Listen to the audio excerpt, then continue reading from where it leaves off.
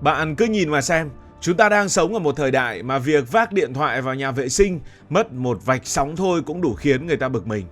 Mạng Internet giờ đây giống như không khí, thiếu một tí là ngột ngạt khó thở ngay.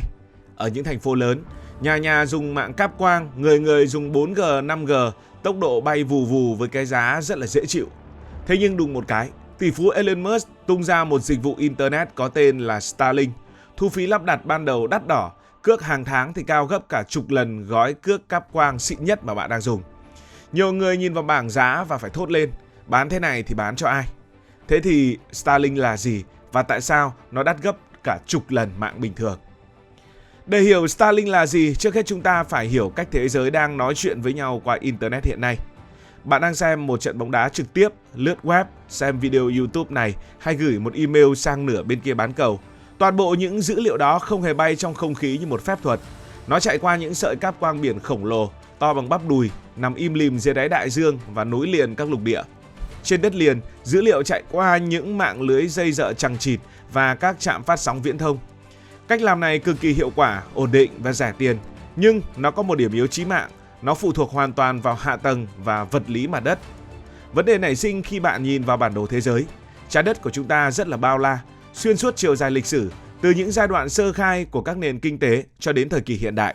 Sự phát triển luôn bị kìm hãm bởi khoảng cách địa lý.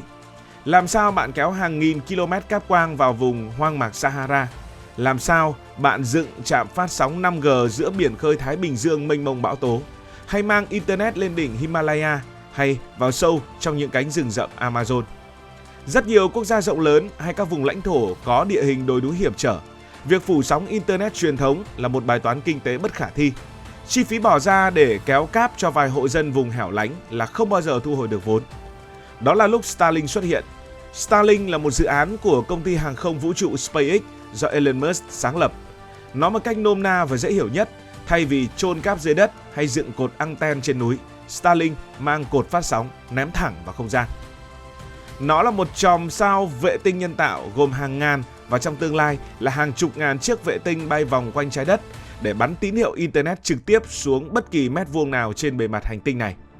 Bất kể bạn đang lênh đênh trên một con tàu cá giữa biển khơi hay đang cắm trại ở một vùng núi hẻo lánh hoàn toàn không có điện lưới, chỉ cần bạn có một khoảng trời trống ở trên đầu và một chiếc đĩa thu tín hiệu của Starlink, bạn đã kết nối được với thế giới.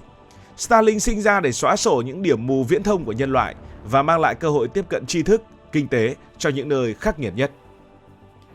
Ngay đến Internet vệ tinh, có thể nhiều người sẽ bảo rằng ôi dào, cái này thì có từ đời Tống đời Hán rồi, có gì mới đâu. Đúng là Internet vệ tinh đã tồn tại hàng chục năm nay, nhưng các vệ tinh viễn thông truyền thống thế hệ cũ hoạt động theo một nguyên lý rất khác và mang lại một trải nghiệm thực sự là thảm họa. Các vệ tinh cũ thường đặt ở quỹ đạo địa tĩnh, tức là nó nằm lơ lửng ở một vị trí cố định so với mặt đất. Địa ở đây nó là đất, tĩnh ở đây tức là cố định so với mặt đất. Cách trái đất một khoảng cách không tưởng, khoảng 35.000 km.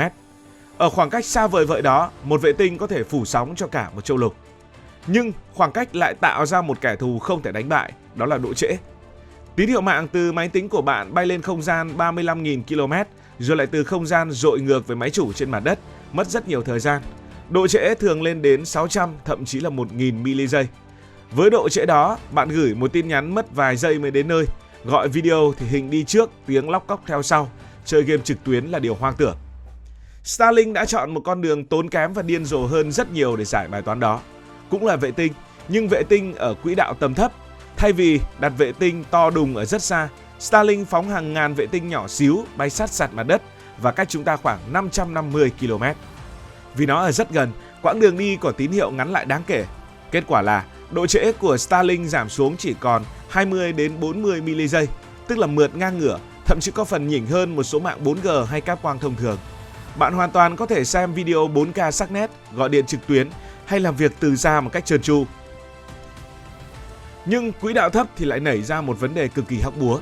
Khi ở gần trái đất, lực hút của trái đất mạnh hơn, bắt buộc các vệ tinh phải bay với tốc độ cực nhanh để không bị rơi xuống. Chúng bay quanh trái đất với vận tốc lên đến 27.000 km/h.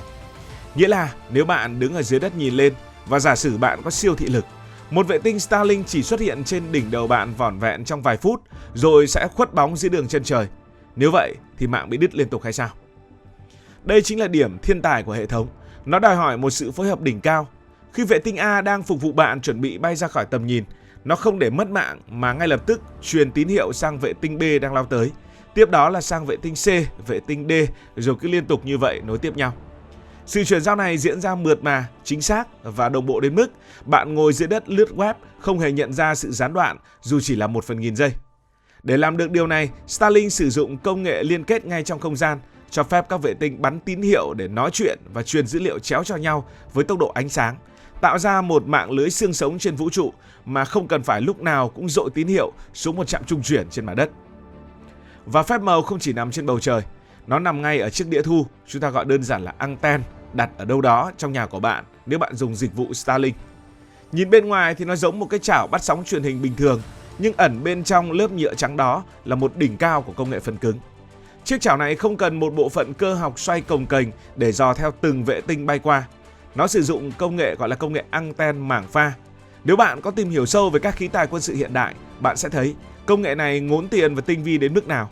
Nó chính là một phiên bản dân sự thu nhỏ của các hệ thống radar quét mảng pha điện tử chủ động tối tân, thường được trang bị trên chiến hạm phòng không hàng đầu thế giới hay mũi của những chiếc tiêm kích thế hệ mới.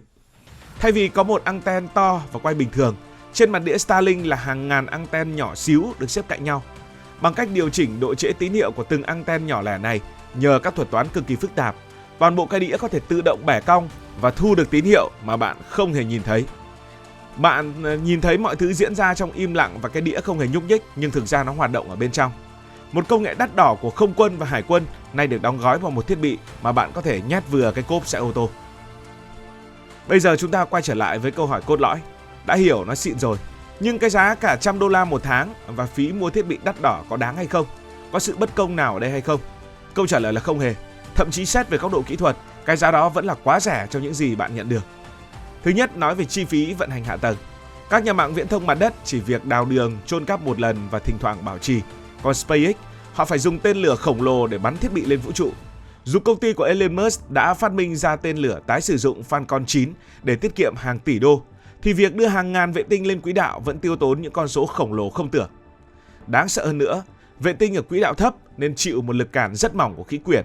Qua thời gian nó sẽ bị kéo dần xuống và cháy rụi trong bầu khí quyển. Tuổi thọ chỉ tầm 5 năm.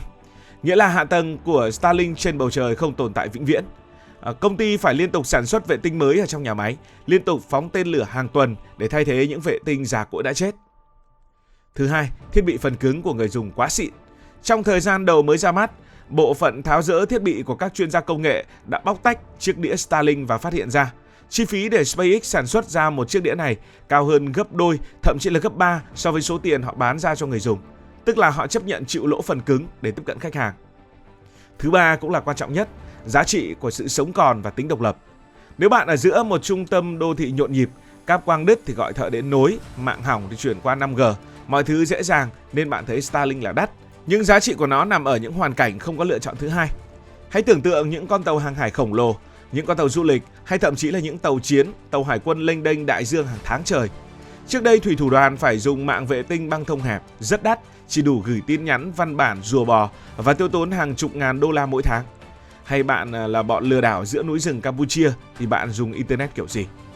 Giờ đây, với Starlink thiết kế riêng cho tàu biển, họ có mạng tốc độ cao để gọi video về cho gia đình, cập nhật thời tiết theo thời gian thực để tránh bão và vận hành những dữ liệu khác. Với họ, giá Starlink là một cuộc cách mạng chi phí kinh khủng. Hoặc là nhìn vào những khu vực hứng chịu thiên tai, động đất, bão lũ quét sạch hạ tầng mặt đất, đứt toàn bộ cáp quang và đánh sập các trạm thu phát sóng di động. Hàng ngàn người bị cô lập không thể liên lạc với thế giới bên ngoài. Trong những khoảnh khắc sinh tử đó, một chiếc đĩa Starlink xách tay cùng một máy phát điện nhỏ ngay lập tức tạo ra một trung tâm chỉ huy cứu hộ, kết nối sóng Wi-Fi cho hàng trăm người, điều phối trực thăng và xe cứu thương. Lúc này Internet không còn là công cụ để giải trí, mà nó là một mạng lưới sinh tồn. Ngay cả trong những cuộc khủng hoảng hay là xung đột địa chính trị trên thế giới thời gian qua, khi hệ thống thông tin liên lạc mặt đất bị cắt đứt hoặc bị phá hủy nhằm cô lập các khu vực, Starlink đã chứng minh được sự vô đối của nó. Không ai có thể cắt được một sợi cáp quang không tồn tại. Không ai có thể dễ dàng vô hiệu hóa hàng ngàn vệ tinh liên tục di chuyển ở bầu trời. Nó biến thành một hệ thống thông tin dã chiến, không dễ bị đánh bại, đảm bảo dòng chảy thông tin thông suốt trong những điều kiện khốc liệt nhất. Tóm lại, nếu bạn đang ngồi phòng máy lạnh giữa thủ đô, có 3 đường truyền cáp quang và trạm 5G ngay trên nóc nhà, thì việc mua Starlink là một sự lãng phí tiền bạc. Nhưng ở bối cảnh khác, nó sẽ phát huy hết giá trị của mình. Bạn có muốn dùng Starlink hay không? Hãy để lại ý kiến của bạn dưới phần bình luận. Và nếu cảm thấy câu chuyện này thú vị thì bạn hãy nhấn nút like. Còn bây giờ thì xin được nói lời chào, tạm biệt.